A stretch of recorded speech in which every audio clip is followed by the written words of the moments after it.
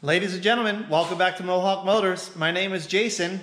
I'm picking up from the last video on the all-wheel drive single cab. You can see I'm still making progress on the CUCV. I'm using this to fill in while I'm waiting for parts on that.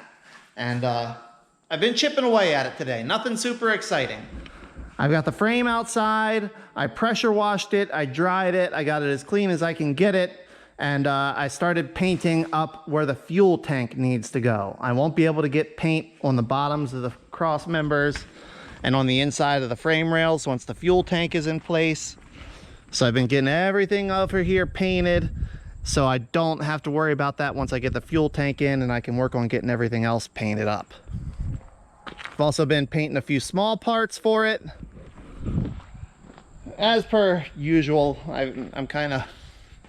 I'm winding up trying to make it nicer than I originally planned, but the time invested on this stuff now will A, make it last longer, and B, it'll be nicer when it's done. And I mean, I'm killing time, right? I'm waiting on parts, so might as well be doing stuff. All that said, I also got the drivetrain broken down. I've got the transfer case sitting over there. That'll get sold. I don't have any need for that transfer case, and it worked perfectly, so I'll sell that. I've got the transmission, which I'm going to be using. Got it all pressure washed and cleaned off as well. And as you saw, the pan is outside being painted. I'm doing a service on it while I have it out of the truck, because now's the time. It's easy peasy. The lines, the cooler lines, as you can see, somebody must have recently replaced them because they look pretty good. There's a few bends that don't belong, so I'm going to try to get those bent back as close to factory bends as possible. Try to nicen those up a little bit. And I got the engine broken down. Pulled the harness off. I am going to be using the harness from this engine. The only real difference between this 5.3, this is an LM7 5.3, and this is an LQ9 6-liter. The only real difference between these two engines is obviously the displacement, the camshaft, and that sort of stuff. But they use the same style injector connectors. All of the other electrical connections are the same between the two engines. I'm gonna put the stock exhaust right back onto this thing, which means I need to match up the oxygen sensor connectors. And the oxygen sensor connectors are different on this LQ9 harness. It uses different oxygen sensors that won't match the ones in my Y pipe. And instead of screwing around trying to change out oxygen sensors and all of that jazz, I'm just gonna use that Y pipe, use the harness original to the truck, and I'll do a segment swap in the PCM and put a LQ9 segment in where the LM7 segment was before. I was doing a little quick research, and I'm sure there's gonna be people in the comments like, oh man, that was a lot of work just to get 50 additional horsepower. Well, yeah, it is a lot of work, but it's 50 horsepower without having to do anything to the engine. It'd still be factory reliable. On top of that, I have a bit more potential power in the future because I'm starting off with more displacement and flat top pistons. So I think it's worth it. I've been saving this engine, this LQ9, for a long time to put it into this project. It's time I do it. The 5.3 I'll sell as well and help fund this thing. So in my head, it's worth it. And that's what really counts. I'm the one doing the project, right? So I've got to get this engine, the LQ9, torn down to the same point as the LM7. And then I want to get it pressure washed because this thing, it's pretty grimy. It looks like it needs some valve cover gaskets. It's dirty. It's oily, you know, it's probably never been washed. So I'm gonna get it torn down just like the LM7. I'll get it pressure washed. I might have to wait for a different day, and then we'll start sticking everything back together. But I figured I'd give you guys a little update here before I get too far along. So let me pull this one apart, and then I'll bring you back when I have something else worth showing you. All right, so you can see I got the accessory drive and wire harness and stuff all stripped off of this thing. I noticed while I was pressure washing that the front lip of the front main seal was pushed out, probably leaking. So I had a new seal in stock. I got a new seal put in. I pulled the oil pan and oil pan pickup tube off because I'm going to put a new O-ring and seal on there. I'm running a bunch of bolts into all the bolt holes I'm going to need because I figured I've come this far.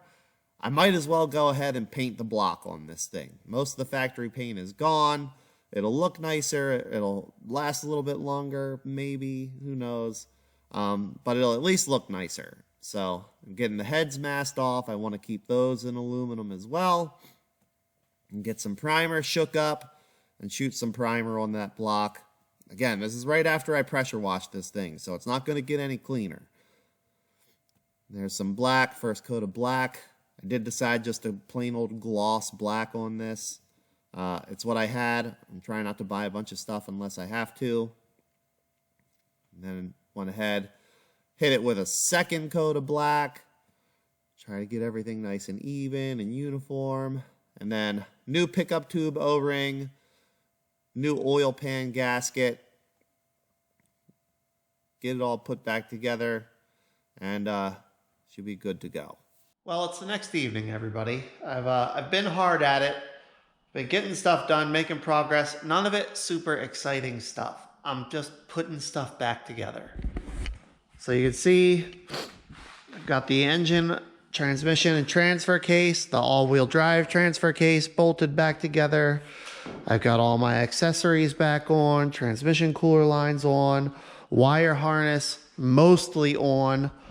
Some of the harness, this leg runs along the body and the frame. And what's left of this leg attaches to some of the fuel line bracketry. So it's just draped on there for now, but it's more or less ready for me to sit it back into the frame. I ran out of paint. I'm waiting for a little bit more paint to get here so I can finish my top coat on this and get it right how I want it. That should be here in a day or two. So once that gets here, we'll sit the engine in the frame and we'll keep on going. Actually, no, we won't. I got to do the front differential. I got to convert the front differential from four-wheel drive to all-wheel drive. I've got my all-wheel drive parts differential. This one is 373 gears out of a Yukon Denali. This is the front differential from the truck. It's 410 gears, but it's four-wheel drive, and you can see the difference. The little shaft leg over here has the four-wheel drive actuator. This one, it does not. So we're going to swap that, convert that to all-wheel drive. I think we actually have to split the case and swap the spider gears, the side gears also, and the differential. We'll determine that when we get there. But figured I'd give an update. I've been doing stuff. I am making progress. We're just held up waiting on some paint and waiting on me to do the front differential conversion. End of the evening update, everybody. It's the next evening now. I've been down here getting stuff done, shuffling things around, just trying to keep busy and make sure I'm as prepared as possible tomorrow. Tomorrow's Friday. I want to try to get as much done as I can for going into the weekend. So, that said, you can see I've got the frame up on the lift. I've got the wheels and tires off of it. The rest of my paint will be here tomorrow so I can finish getting this frame painted and looking how I want it to look. That's why it's like that. The drivetrain, it's assembled, ready to be set down into the frame. Next step, before the paint finishes and stuff, I'll probably do this in between coats of paint tomorrow. I am going to make it a separate video because I haven't seen anybody do it. And I've seen differing information reading on the internet. So I have the stock front differential with 410 gears from the truck. I want to keep that differential because I want 410 gears to match the rear 410 gears. However, that's four-wheel drive, and I don't want to just lock it in four-wheel drive when I have the parts to convert it to all-wheel drive. And you'll see in the video of the conversion what I'll go into more depth, but I've got to get that converted tomorrow because I want to put the differential back in the frame before I put the drivetrain back in the frame. So my thought process here, if you've been watching for a while, you know I don't like taking things apart together. I like to get it ready, put it together, and move along. So I'm trying to stage everything up in order to do that. But I'm kind of stuck for the evening. There's nothing else I can take apart or put together or prep. And it's 11:20 anyway, so I should go up and get some sleep. And that way I'll be well rested for tomorrow. So that's it. Good night. I'll see you tomorrow. It's the next evening, and I've had a bit of a setback. You can see I have another truck in the workshop. And this is actually my donor truck. This has got the rust-free cab that I want to use here on the project. The reason I have it in here is because I've hit a snag in the rear suspension. I decided last night that I wanted to get my lowering shackles put on in the rear and get the 4x4 lift blocks out of the rear before I final painted everything, because that way everything will be the exact same black and I will be happy with the appearance. So I got into that today during nap time, rest time, and my suspension bolts, this one was seized into the leaf spring so bad, so tightly that it actually spun the sleeve inside the bushing, which is not good. And then I had to cut the head off of the bolt and use the nut to pull the shank through the sleeve. Not ideal, not how I wanted to have that go. So I got to change things up a little bit because that side is going to be exactly the same. I can't get any replacement bushings until Tuesday of next week at the earliest. It's Friday now. I want to keep making progress on this over the weekend. So what I've decided to do, my donor truck here has the same leaf springs in the back. This truck has way less rust. So I am optimistic that all of my suspension bolts will come out like they're supposed to on this rear suspension on these leaf springs. So long story short, I'm swapping leaf springs. Not something I had planned on doing. Honestly, not something that I want to do. But to keep this project moving and have it turn out the way I want it to turn out, it's where I'm at. It's what needs to be done. So I'm going to get these leaf springs out. I'm going to get these leaf springs moved over. I'm going to just temporarily put those springs on so I can keep moving this chassis, this truck around. And then we'll get back with the program. So I don't feel like this is going to be fun or exciting to show you. So I'm just going to get after it and I'll bring you back when I'm done. Whoo!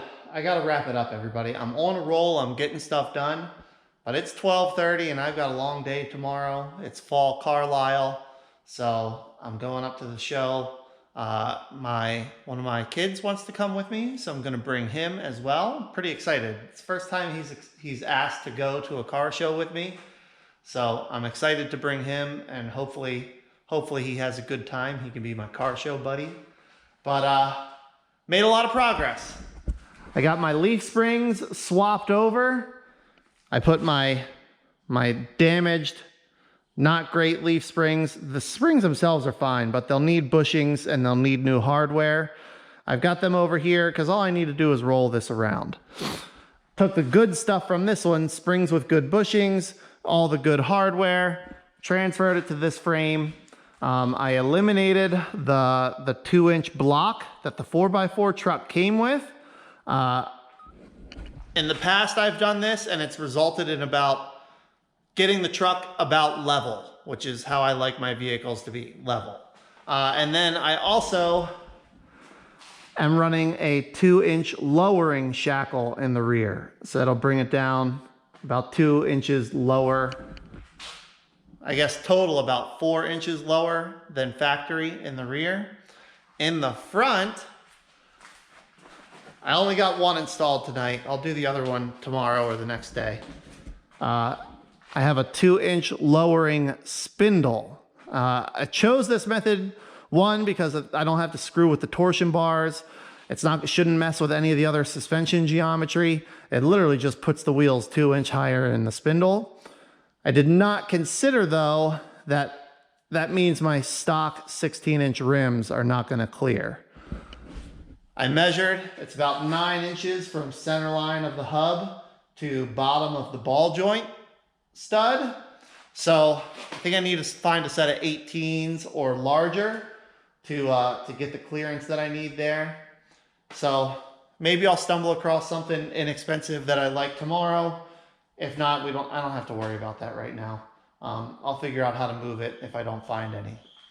I'll get the other spindle installed on this side tomorrow and continue with painting. Did a bunch of painting on the bottom, got the axle painted, the new to this chassis springs, a bunch of the underneath that I had not done yet, the bottom of the frame rails, the bottom of the cross members, etc., etc.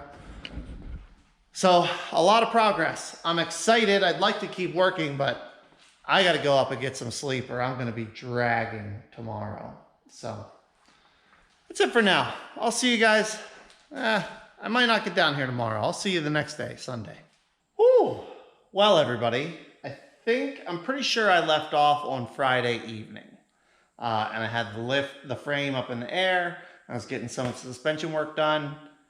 It's now midday Monday. My kids are napping. I came down to get a little bit done. I've been working on it. I worked on it a little bit Sunday, during the day Sunday. And like I said before, Saturday I was at the Fall Carlisle. And the good news is I did find a set of wheels at Fall Carlisle that I was happy with. They're 20-inch GMC wheels. I think they're from like a 15 to 18 Yukon Denali. Like I said, 20 inches. And I got the whole set of 4 wheels for $200, which I thought was pretty good price, especially they're in pretty decent shape. And that was just bare wheels. And then I found a set of 20-inch tires that still have some life left in them on Marketplace for $100. So I'm not delayed or slowed down. I'll be able to move this thing around and keep making progress. And it's a good thing that I came across these before I stumbled onto some 18s or something, because I don't think an 18 would have fit. You can see down here where the bottom of the ball joint bolt is. I can just get the tip of my finger between the wheel and the ball joint there. So an 18 would not have cleared. I'm glad I found these and I'm able to keep moving forward. Mounted up the wheels and tires and also finished up all of the painting. I am happy with the paint on the frame. Everything uniform, black, well coated, well covered. Should keep everything nice and clean. And I'm really happy with how this looks. So next step is going to be get the drivetrain plopped back down in it and then get it. Oh, actually, no, that's not true. Next step is get the front differential back in it and then the drivetrain, engine, transmission, transfer case, and then get everything else hooked back up. Exhaust, fuel system, drive shafts, etc., before I start putting the body onto this thing. So I'm out of time for now. I do plan on coming back down this evening, and when I do, I'll show you everything I get done. So I'll see you then. All right, folks. So I think I left off I've got the wheels on it, frame is all done being painted. I want to get the drivetrain in, but before that I need to put the front differential in. I got the front differential all swapped over, converted to all-wheel drive, so we've got 410 gears and a one-piece shaft on the passenger side. And the next trick is to get it in here without fudging up all of my paint. So let's see if we can get it up in here without making too much of a mess or doing too much damage. Got all my hardware laid out, ready to go. So yeah, let's give this a shot.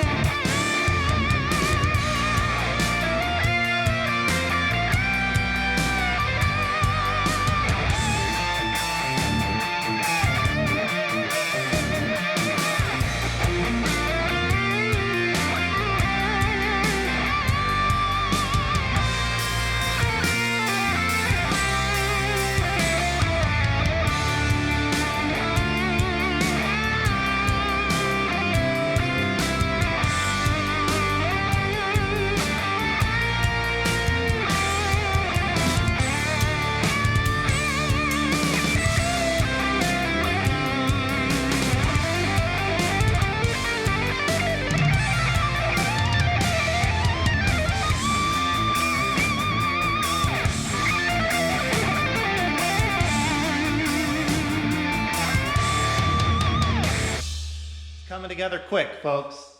I've been chipping away at small tasks. I'm not ready to put the engine in. I want to do that this evening when I come down.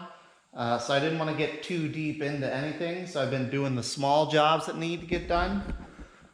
As you saw, got the fuel tank in, got the chassis harness back on and routed appropriately where it belongs. And one thing I wanted to point out before I cover it up is all of my ground points. I clean them up as best I can with a little polishing, with a buffing wheel. I clean the frame side, I clean both sides of the contact, and I clean the underside of the washer on all of those grounds. So there's one at the back there. There's one here for the fuel fill.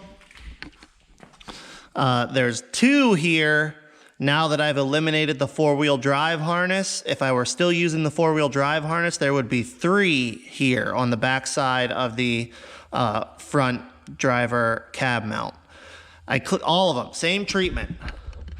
Clean off the actual contact itself, clean up the frame down to shiny metal, clean up the back side of the washer to shiny metal, because I want to make sure I have as good a ground as I can possibly have.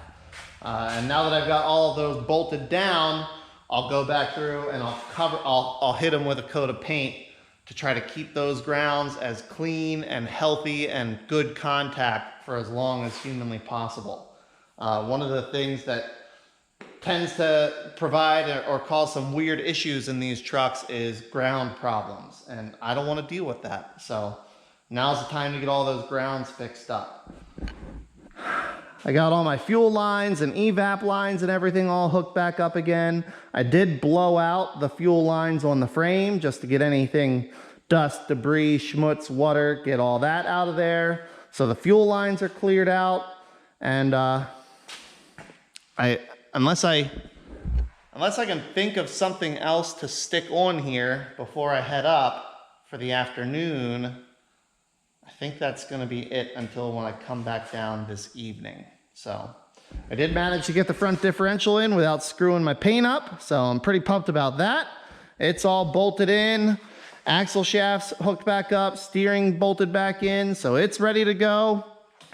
We just got to plop the drivetrain back into it when I come down this evening.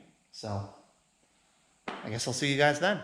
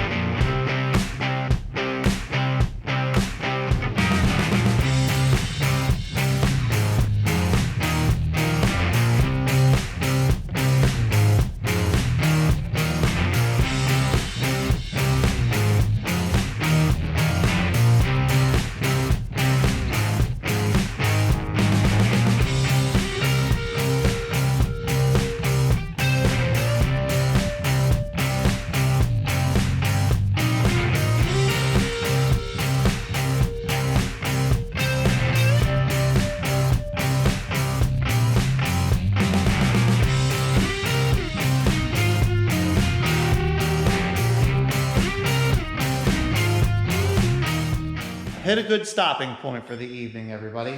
As you saw, I got the engine, transmission, and transfer case put in. Got the engine filled with oil, transmission mostly full with transmission fluid, transfer case filled. Transfer case calls for Dexron 3 transmission fluid, so I've got that filled up. And got the exhaust manifolds put on, the exhaust all installed. Just a stock exhaust for now, team. Like I said from the beginning, I want to see what this would have been like if GM had put it together. So stock exhaust for now. A few other odds and ends, a little bit of wiring tidy up, fuel lines hooked up, evap lines hooked up, that sort of stuff. And I'm happy with the progress. The goal for the evening was to get the engine and transmission and stuff back in, and we achieved that and then some, and achieved it without nicking up any of my paint. I'm quite happy with that. I don't have to do any touching up, at least not that I can see, which is great. So it's coming up on 11:30. I'm gonna go in, get a shower, get some rest. Tomorrow, the only thing I have left in the chassis that I really would like to get done before I put the body on is the drive shafts. And I have all new universal joints for the front and the rear drive shaft. So tomorrow I'll probably come down, tackle those, get them installed. And then it'll be time to start working on getting getting the body back on this thing.